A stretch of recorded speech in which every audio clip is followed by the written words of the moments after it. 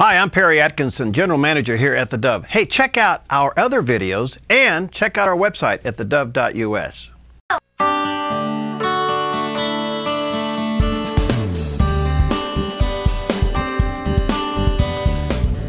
Sugarholics, this is your show. We got you pinned down today to the mat. We got Nisha Jackson in the house. The only reason we're laughing is she's actually watering. Her mouth is watering over this delicious cake that's here on the table today. And hi, Nisha, how are you? I'm doing good. I don't know if I can have this sitting here. This was my idea to bring this in, you know, because it's a good example of what we're going to move away from. Yeah. But as I'm looking at this beautiful cake, did Peggy make this? She made that cake. I'm looking at this beautiful cake. I'm literally, I feel like I need like a little hanky or something to wipe the saliva that's coming out of my mouth. It is, it's lemon and cream and some other stuff that's in it. It's absolutely delicious, and we made it for Steve Johnson's birthday, so there you go. Happy birthday, Steve. All right, so anyway, we are going to open up the phone lines. Nisha's with us for a couple of segments, and if you want to join the conversation about weight management and other things, you're more than welcome to do that. The phone number is 776-5368, 776-5368, or toll free 1-800-373-5368. All right, how you doing? I'm doing good. Where do we start with? Should we get rid of the cake? Yes. Okay. We need to get rid of the cake. It's David, beautiful. take the cake. It's beautiful, but I can't look at it. Actually, this is the good. I actually got some frosting in my I know. I was so tempted just to put my finger in that. Okay. You know, this is actually a good place to start is sugar. Yeah. Because I really think it's the big lie. You know, people are constantly eating something with sugar in it, or they're eating a bowl full of rice, or they're eating, 2 pieces of bread on a sandwich.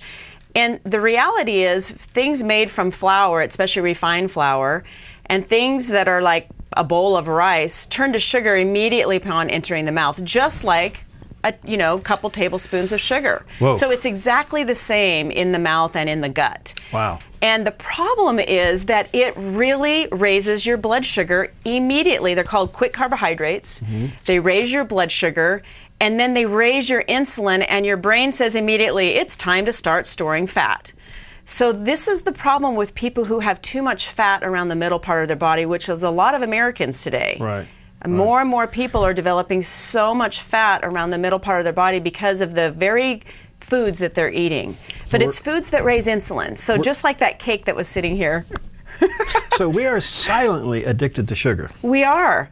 And, one thing that I want to talk about today, and we're going to take calls, and I want to make sure people know that they can call in. Yeah. But one thing that I want to talk to you guys about today is not only sugar, but even the artificial sugars and what they're actually telling the liver and the brain to do in the presence of artificial sugars in your mouth. Such as? Well, one thing that people do is when they're trying to cut back on, let's say, regular Coke, and they want to go to Diet Coke, and they think, okay, this is how I'm going to wean off. It'll actually be worse for you, believe it or not. We used to think it was better for you, but it's actually worse for you because it's about 180 times sweeter than regular sugar, which tells your body that this massive, when that much sweetness comes into your mouth, it tells your body via the liver that a huge load of food is coming in, and your body goes into this sort of this storage. And so you start storing fat to prepare for this huge amount of food that's coming in. So even though it's not a huge amount of food, it's just the sweetness of the sugar that's coming in. So the artificial sweeteners are actually worse for you than regular sugar because of how sweet they are and how it's telling your brain to store fat. Wow. So really a problem, because when your insulin level goes up, even with the artificial sweeteners, and I'm not talking about xylitol, and I'm not talking about stevia, I'm talking about the blue packet, the yellow packet, the pink packet. Okay. So when those sweeteners come in, your body makes more insulin than it should. And then when the insulin goes down, it leaves you exhausted, depressed, and craving sugar, more food. So the average person will eat 500 to 1,000 calories more per day with artificial sweeteners. So it's kind of a lie. When you think about it, sugar and artificial sweeteners are kind of a lie. They trick you. Let me just say, take advantage of Nisha being here. If you have any questions for us, 776-5368, that's the local number. Or if you're outside the immediate area, listening up and down the coast or watching on Roku or anywhere, listening or watching the Dove, toll free, 1-800-373-5368. All right, how do we curb this addiction? Or do we? Well, what I tell my patients in the office is that just like this cake that was sitting here, my mouth really was literally watering, right? And that gives you a clue as to how sugar sensitive you are. So now I've eaten a nice breakfast, I exercised this morning, I'm not hungry, but I would have eaten that cake. Well, if I wasn't here, I probably would have eaten that cake. No, I'm kidding. But just to know how sugar sensitive you are, which is something you have to know about yourself, because I would say the majority of, probably 80% of the population is sugar sensitive, but then there's different degrees of sugar sensitivity. So me, for an example, would be extremely sugar sensitive. I come from a family of sugar addicts. I have alcoholism in my family. I have diabetes in my family. So if you have some of those risk factors, it's probably going to make you a little bit more of a sugar addict. Right. So you have to know that about yourself, because the more addicted you are to sugar, so let's say you're full and someone puts down in front of you a plate of warm chocolate chip cookies. If you will eat those cookies, the degree of sugar sensitivity depends on what you'll do with those cookies. So a mild sugar sensitive person would maybe say, well, I'd probably have one. A moderate sugar sensitive person would have several. A severe sugar sensitive person like myself may have the whole plate and is actually thinking about going to the refrigerator and getting a glass of milk. And I mean, like, they're visualizing the whole scene. Their mouth is watering. So if you know this about yourself, it's key, because you have to go 72 hours without sugar or flour. I always say sugar and flour because white foods turn to sugar immediately upon entering the mouth. So a lot of people say, oh, I don't eat sugar, but I love chips, or I love crackers, and I love pasta, and I love, flour products. So it's the same thing in the body. Wow. So 72 hours is what you need to cleanse your system so that you can at least cut the cravings in half. As long as you eat it, you will be addicted to it. So that's the most important thing to understand, is that you're not crazy. You can overcome this, but you have to go 72 hours without eating it. Wow. Now, the other thing that I tell my patients to do, especially if you're very sugar sensitive, and the more you've eaten of it, and the longer you've eaten those foods, especially if you're going to Starbucks and you're getting a mocha or you're getting some of these sugary drinks, the longer it's gone, the harder it is to get rid of it. And they say, Perry, that sugar addiction is equally as addictive as alcohol is to an alcoholic, the chemical sensitivity. So you have to take it somewhat serious and really understand that it takes 72 hours. Well, all the years you've been on the Dove, you've taught me to become a label reader. Yes. And I have to tell you, I can't find anything that doesn't have sugar in it. I know. I mean, the Sobe Diet Tea, I think the Sobe Diet Green Tea doesn't. Yeah. I think it's 0.000. Right. But I think the sodium's through the roof. Right. Well, the sodium might be high, but the other thing is, does it have artificial sweeteners? Because if it's sweet and it says 0 sugar, it probably has artificial sweeteners, which is worse. So what do we do, Coach? So some of the tricks are when I tell people no sugar, no flour for 72 hours. Now, if you are a major sugaraholic, you may have to wean yourself off and then go no sugar for 72 hours. But the other thing is, you have to eat a fair amount of protein and a fair amount of fruits and vegetables really regularly. So I always say you need to be on the infant feeding program. So every 2 to 3 hours, you should be eating something for those first 3 days. Because the problem is, as soon as your blood sugar drops and you're trying to not have sugar or flour products, your brain is going to scream sugar or chocolate. It's not going to scream broccoli, right? So you have to, the name of the game is to not let your blood sugar drop. So treat yourself right, eat regularly throughout the day, very regularly, every 3 hours at the most. And that way you can keep your blood sugar balanced and get through that first 72 hours. It's really important that you do that. All right. Again, Nisha's here. She can take your calls, 776-5368, or toll free, 1-800-373-5368. Before we take a break, comment on stevia. Good or yes, bad? Stevia is good. I would recommend stevia as a sugar substitute. It's not an artificial sweetener. It's a natural sweetener. It does not raise insulin level. It is sweeter than sugar, but it doesn't have the 180 times sweeter than sugar. So, and you just need a little of it. Some people don't like the sort of the aftertaste of stevia, but you can get used to it. So it's better. So xylitol and stevia are the two sugar substitutes that I would recommend. And remember, if there's chocolate in Nisha's house, she will find it. Right? Chocolate's okay in small quantities. Oh, well, now there is the Very let's talk about this. Small quantities.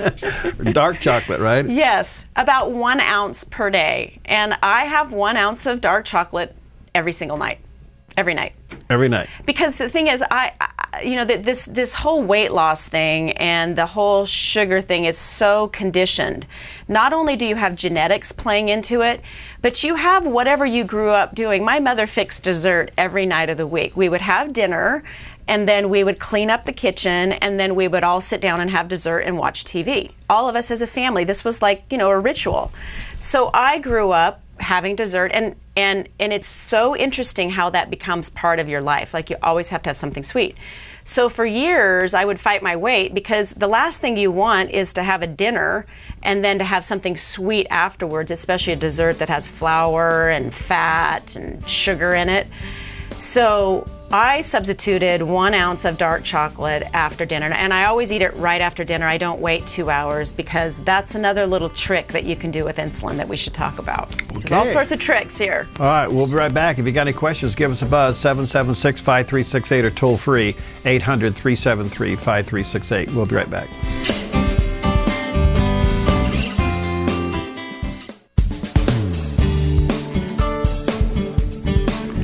Okay, we're back with Nisha Jackson. She heads up Ventana Wellness, and by the way, it's a terrific resource, ventanawellness.com.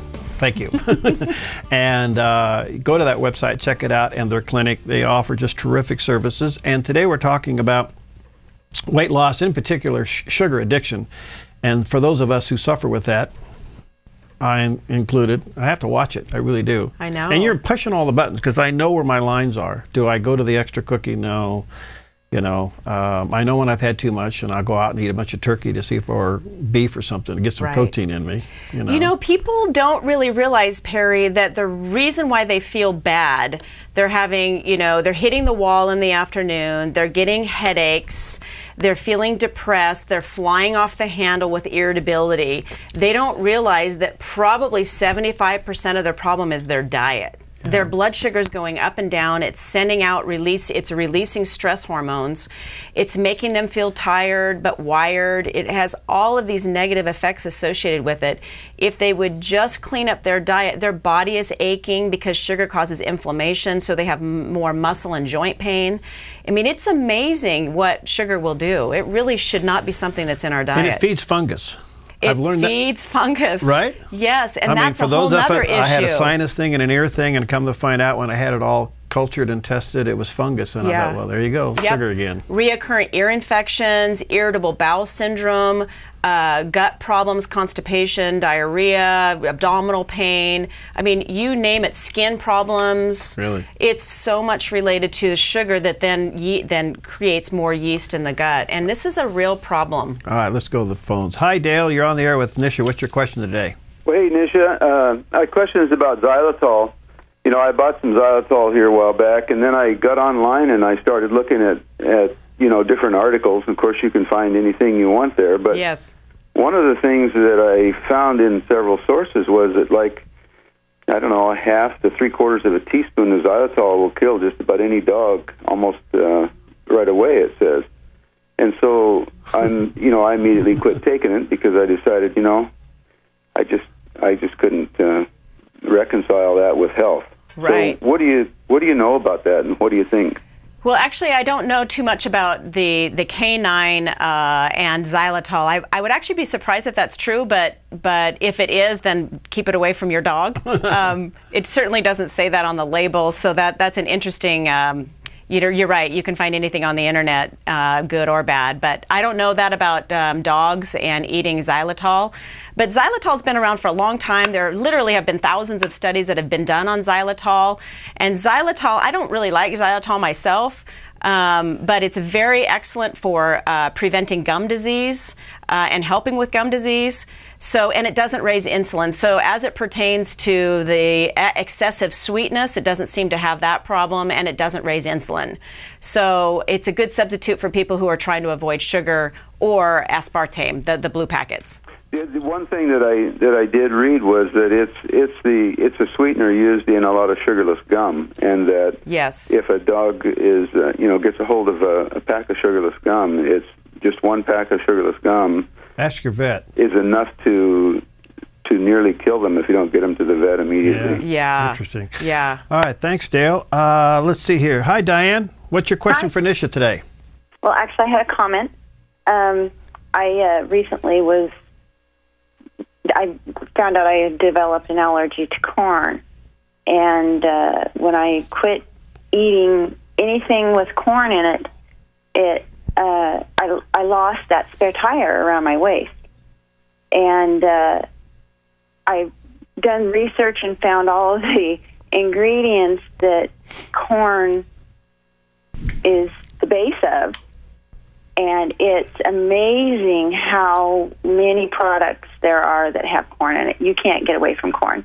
Well, it's almost impossible. Yeah, it's good. And I found that if I avoid it, I keep that extra spare tire off. But right. if I eat it, I develop that. Yeah. You know, corn is used in so many different food products. And I always tell people, whatever you use to fatten cows, grain and corn, you probably should stay away from, because that will fatten you too. But also, it may be that you're sensitive to that particular food. So the food sensitivities is a whole nother topic, and why a lot of people have weight problems is they don't really realize that they're actually sensitive or allergic to that particular food that they're craving. So I would recommend that you, if you don't know if you're food sensitive, to actually get a food sensitivity test, and that may be one of them for you, is the corn. It's also one of the highest sugar vegetables because it's very starchy. So we usually recommend staying away from corn or just having it in very limited quantities. Okay. So I'm glad you found that out. Is there, with all the pills we have available to us today that does everything, is there anything that we can take to help curb the craving for sugar? Yes. That's a good question. There's several things you can have. One is chromium, which is a mineral. And taking 200 micrograms of chromium before each meal, 200 to 400 micrograms before each meal, can be helpful to stabilize your blood sugar and not let the insulin spike so much with that particular meal. The other thing that can be very helpful is balancing your neurobrain chemicals. So if your serotonin, let's say you're very stressed and your serotonin level is low. If your serotonin level is low, you want to raise it by taking something like 5-HTP, because serotonin has to do with your cravings. So some people are literally craving sugar not because they're addicted to sugar, but because their serotonin is low.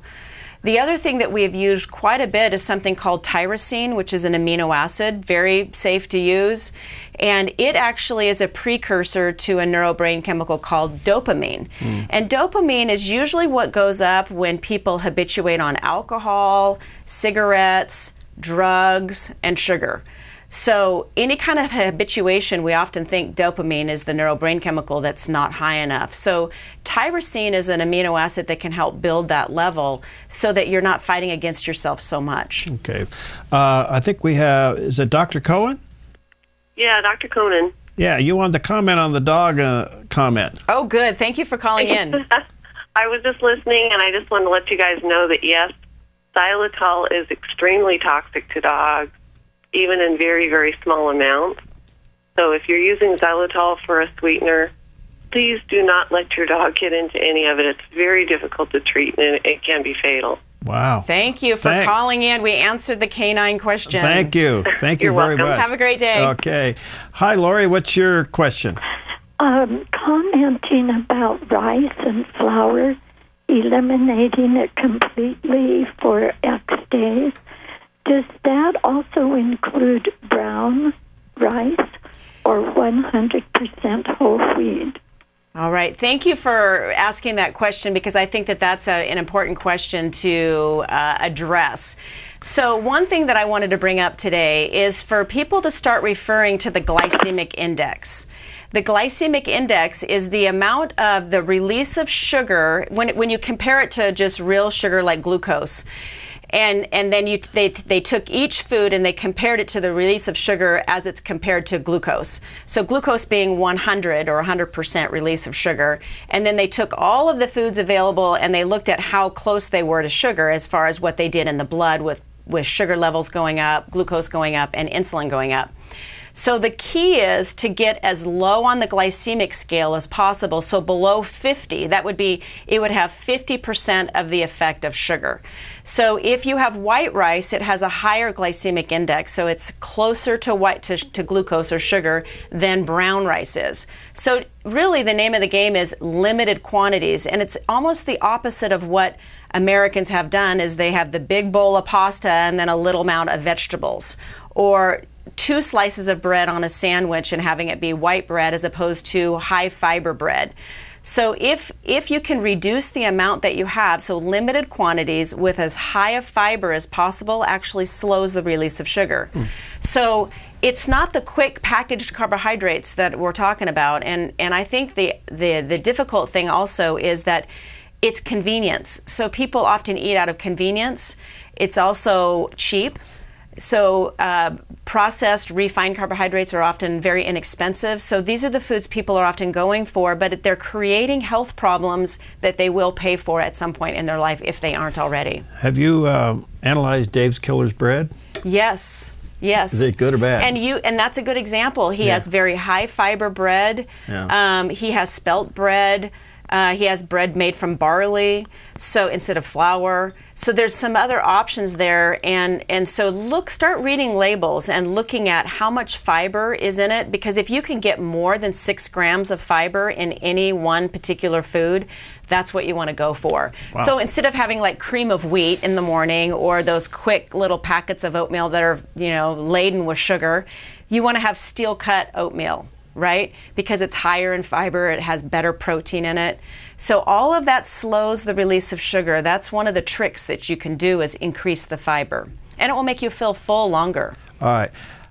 Few moments we have left. How do you come off this? I mean, you can't just go to a quick stop, because you're going to go through withdrawals, and we'll see you in ER.